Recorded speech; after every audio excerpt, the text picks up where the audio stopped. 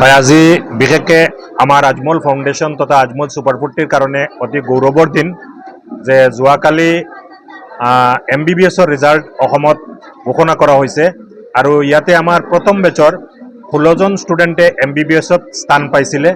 এই 16জন ষ্টুডেণ্টৰ 16জনেই অতি সফলতাৰে তেওঁলোকে কৃতকাৰ্য হৈছে। গোটেই কেইজনে MBBS তেওঁলোকে ক্লিয়াৰ কৰিলে আৰু অতিকৈ সুখৰ কথা যে আমাৰ বিশেষকৈ লোৱাৰ অসমৰ পৰা ধুবুৰী আৰু মানকাচাৰ অঞ্চলৰ পৰা সেই বেচতে 5জন ষ্টুডেণ্ট আছিলে, যেনেকৈ আমাৰ ডক্টৰ আবু জাহিদ আহমেদ সি মানকাচাৰৰ পৰা, ডক্টৰ ফাহিম মাহিউদ্দিন সি ফকীৰগঞ্জ ধুবুৰীৰ পৰা, ডক্টৰ খায়ৰুল হাছান সি হাটশিংগিমাৰী চাউথ শালমাৰৰ পৰা, তাৰপিছত আছে আমাৰ ডক্টৰ কুসুমুদ্দিন শ্বেখ এই কামানডাঙ্গা ফকীৰগঞ্জ ধুবুৰীৰ অঞ্চলৰ পৰা আৰু ডক্টৰ আনোৱাৰ হুছেইন মাদাৰটাৰী ধুবুৰী অঞ্চলৰ পৰা। গতিকে এই কেইজন ষ্টুডেণ্ট আমাৰ এই ৰিজাল্টত প্ৰথম ৰিজাল্টত তেওঁলোকে সফলতা লাভ কৰিছে আৰু 5জন ষ্টুডেণ্ট আমি মধ্য অসমৰ বিভিন্ন স্থানৰ পৰা পাছ কৰিছে আৰু আমাৰ বৰাকবেলি আৰু বিভিন্ন অঞ্চল মিলাই 6জন ষ্টুডেণ্টে তেওঁলোকে পাছ কৰিবলৈ সক্ষম হৈছে। মই এই ছাত্ৰকেইজনক অভিনন্দন যাচিছোঁ, তেওঁলোকৰ মা দেউতা শুভাকাংক্ষীসকলক অভিনন্দন যাচিছোঁ, আমাৰ শিক্ষক শিক্ষয়িত্ৰী সকলক অভিনন্দন যাচিছোঁ আৰু বিশেষভাৱে এই সফলতাৰ কাৰণে আমাৰ ট্ৰাষ্টি মৌলানা বদৰুদ্দিন আজমল সাহেব, চিৰাজউদ্দিন সাহেব আৰু আমাৰ যিমান আজমল পৰিয়ালৰ সদস্য আছে তেওঁলোকক আমি কৃতজ্ঞতা যাচিছোঁ যে আল্লাহ তাআলাৰ অশেষ কৃপাত তেওঁলোকৰ সহায় সহযোগিতা, তেওঁলোকৰ দৈহিক মানসিক আৰু আৰ্থিক সকলো ধৰণৰ সহায় সহযোগিতাৰ কাৰণে তেওঁলোকৰ যি এটা সপোন আছিলে যে অসমৰ পিছপৰা অঞ্চলৰ ল'ৰা ছোৱালীবিলাকক ভালকৈ তেওঁলোকক গাইড কৰি পেলাই তেওঁলোকক মেডিকেল ইঞ্জিনিয়াৰিং বা চিভিল ছাৰ্ভিচত আগবঢ়াই লৈ যোৱা, আৰু সেই প্ৰচেষ্টাৰ প্ৰথম সফলতাটো আমাৰ প্ৰথম বেচৰ পৰা আজমল ছুপাৰফুৰ্টিৰ পৰা আহিছে। অতিকৈ ভাল লাগিছে। আমি যেতিয়া এই প্ৰগ্ৰামটো আৰম্ভ কৰিছিলোঁ আমি যথেষ্ট ধৰণৰ মানে তাতে কষ্ট পাই আছিলোঁ বা বিভিন্ন ধৰণৰ বাধা বিপত্তি আছিলে। বাহিৰৰ টিচাৰখিনি তেওঁলোকে হুজাইৰ নিচিনা ভিতৰুৱা অঞ্চলত আহিব বিচৰা নাছিলে। তেওঁলোকক যথেষ্ট কনভিন্স কৰি পেলাই আমাৰ লগত আমাৰ আজমল ছুপাৰফুৰ্টিৰ আব্দুল কাদিৰ ছাৰ আছে, তেখেতে পাৰ্চনেলি বিভিন্ন টিচাৰক কনভিন্স কৰি পেলাই আমি প্ৰথম যাত্ৰাটো আৰম্ভ কৰিছিলোঁ আৰু যেতিয়া কিছু সংখ্যক মানে শিক্ষক শিক্ষয়িত্ৰী আহিলে তাৰপিছত বাকী আমাৰ ভাৰতৰ বিভিন্ন প্ৰান্তৰ পৰা যথেষ্ট সংখ্যক শিক্ষক শিক্ষয়িত্ৰী আহিলে আৰু ইয়াতে এটা ধুনীয়া পৰিৱেশ সৃষ্টি কৰা হ'ল। আমাৰ ট্ৰাষ্টিসকলে বিচাৰিলে যে আমাৰ ল'ৰা ছোৱালীবিলাকক উপযুক্ত আমি এটা প্লেটফৰ্ম দিলে তেওঁলোকে ভাল ৰিজাল্ট কৰিব আৰু সেই বস্তুটো আৰু কৰিব ধৰিলোঁ। আৰু ইয়াতে আমাৰ প্ৰথম যাত্ৰাত বিশেষকৈ আমি দেখা পাইছোঁ আমাৰ ধুবুৰী অঞ্চলৰ পৰা, মানকাচাৰ অঞ্চলৰ পৰা, গোৱালপাৰাৰ পৰা, আমাৰ বৰপেটাৰ পৰা, বঙাইগাঁৱৰ পৰা, কোকৰাঝাৰৰ পৰা, নলবাৰীৰ পৰা এনেকুৱা এই মানে নিম্ন অসমৰ অভিভাৱকসকলে আমাৰ ওপৰত ভৰসা ৰাখিছিলে আৰু যথেষ্ট সংখ্যক ছাত্ৰ ছাত্ৰী তাতে এডমিশ্যন লৈছিলে আৰু ইয়াৰে প্ৰথম যিটো ৰিজাল্ট আছে তাতে আমি দেখিছোঁ 1/3 ৰিজাল্ট আমাৰ এই লোৱাৰ আসামৰ মানে ছাত্ৰসকলে কঢ়িয়াই আনিছে। বৰ্তমানে আমাৰ প্ৰায় 700ৰ ওপৰত ল'ৰা ছোৱালী বা 800ৰ ওপৰত ল'ৰা ছোৱালীয়ে আমাৰ মেডিকেল কলেজত বিভিন্ন অসম তথা ভাৰতৰ বিভিন্ন মেডিকেল কলেজত পঢ়া শুনা কৰি আছে। তাৰ 300ৰো বেছি ল'ৰা ছোৱালী আমাৰ এই ধুবুৰী, মানকাচাৰ, চাউথ শালমাৰা, গোৱালপাৰা, বৰপেটা, বঙাইগাঁও, কোকৰাঝাৰ, নলবাৰী এনেকুৱা অঞ্চলৰ পৰা তেওঁলোকে মেডিকেল কলেজবিলাকত স্থান পাইছে, পঢ়া শুনা কৰি আছে আৰু আমি আশা কৰিছোঁ যে অহা 5 বছৰৰ ভিতৰত মানে গোটেই অসমৰতো হ'বই, বিশেষকৈ আমাৰ এই নিম্ন অসমৰ প্ৰতিটো গাঁৱৰ পৰা এজন দুজনকৈ ল'ৰা ছোৱালী MBBS হ'ব আৰু আমাৰ দুখীয়া ৰাইজে তেওঁলোকৰ সেৱাটো পাব।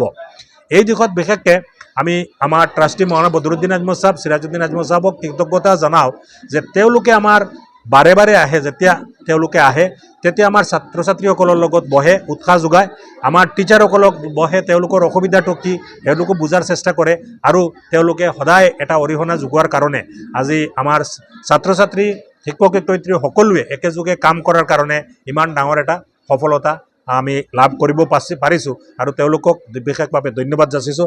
আজমল ছুপাৰফুৰ্টিৰ জাৰ্ণিটো আৰম্ভ কৰা হৈছে গৰীব দুখীয়াক লৈ পেলাই।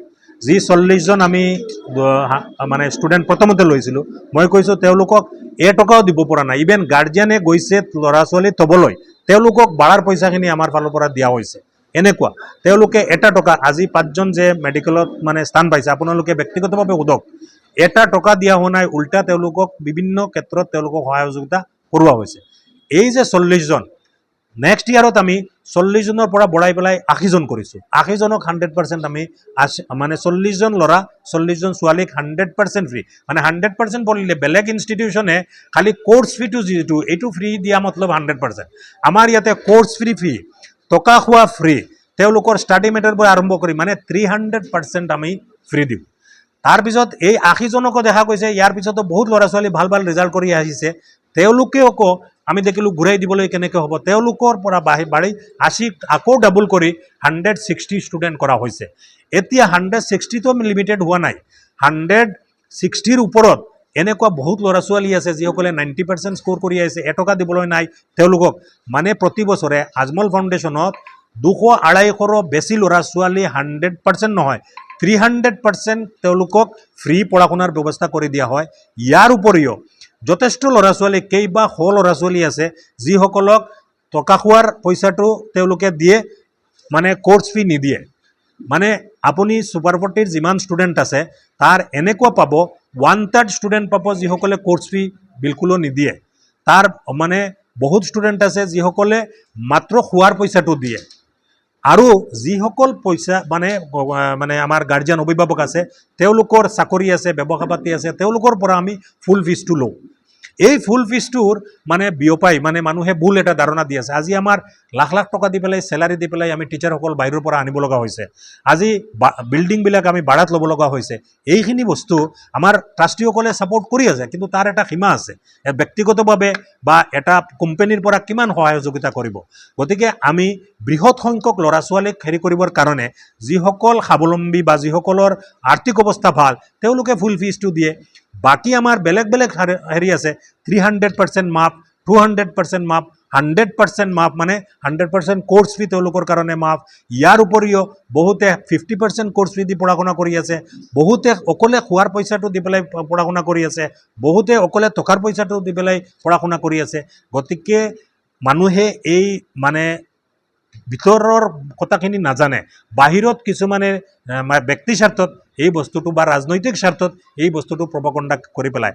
আজি আমি আমাৰ নতুন ছেশ্যন আৰম্ভ হ'ব ধুবুৰীত আহিছোঁ, আৰু এই সময়ত মানে এই ৰিজাল্টটো আহিল, যোৱাকালি ৰিজাল্টটো আহিল। আমি পৰহি ইয়াতে আহিছোঁ আমাৰ নতুন ছেশ্যনৰ মানে প্ৰস্তুতিৰ কাৰণে। যোৱাকালি ৰিজাল্ট আহিছোঁ আৰু ইয়াতে আমি ষ্টুডেণ্টখিনিক ফেলিচিটেশ্যনৰ ব্যৱস্থা কৰিলোঁ। আমি গম পাইছোঁ বহুতে আহি পেলাই ৰাজনৈতিক স্বাৰ্থত কৈ আছে যে ছুপাৰ 40 মানে অকলে বুজায়, আৰু ছুপাৰ 40ৰ পৰা লোৱাৰ আছামৰ পৰা ডিষ্ট্ৰিক্টৰ পৰা কেইজনমান মানে এজনো ষ্টুডেণ্টে মেডিকেল পোৱা নাই। এনেকুৱা এটা মিছা তথ্যবিহীন মানে মুদ্ৰা এটা মিছা মানে হেৰি দিয়া যে আমাৰ সন্মুখত আজি যি আমাৰ 16জন ওলাইছে তাৰ 5জনে হৈছে এই ধুবুৰী আৰু মানকাছাৰ অঞ্চলৰ। 300ৰো বেছি, আমি মানে এটা ৰেকৰ্ড দেখুৱাই দিম, 300ৰো বেছি ষ্টুডেণ্ট আমাৰ এই ধুবুৰী, মানকাছাৰ, গোৱালপাৰা, বৰপেটা, বঙাইগাঁও, কোকৰাঝাৰ অঞ্চলৰ পৰা তেওঁলোকে স্থান পাই আছে। আজি আমাৰ 4টা চেণ্টাৰ আজমল ছুপাৰ 40ত আছে, 2টা চেণ্টাৰ এই লোৱাৰ আছামত দিয়া হৈছে, ধুবুৰী আৰু মানে কলকাছিয়াত।